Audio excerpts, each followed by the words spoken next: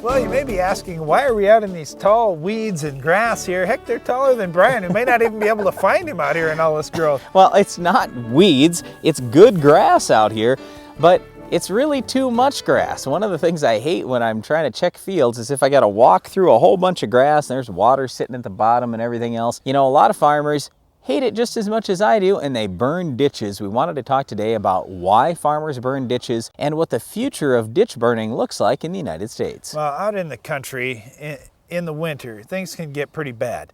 When you think about a gravel road like we're standing next to here, when you've got lots of grass down in the ditch, it's going to catch snow. And eventually that snow is going to fill that ditch up and come over the road, and there's going to be a drift there all winter long. When you burn ditches and keep them completely clean, or you mow them very short, what you allow the snow to do is blow right through the ditch, right over the road, and keep on going without anything stopping it. So you don't end up with the drifting and all the problems that you run into there. So if you're living a mile or two or more off of a paved road, you can actually get to that paved road in the winter without getting stuck in a snowdrift out in the middle of nowhere. Well, other reasons why farmers might burn ditches is to try to control weeds, to try to control insects, and just to make it easier to work around. You know, for the most part, we like having lots of grass in ditches. A lot of farmers will bale that grass up and use that as feed for livestock. So I'm not saying that having a whole bunch of grass out in the ditches is a bad thing. It's just that some farmers choose to burn those ditches. But the future of ditch burning does not look so promising in the United States. With burning ditches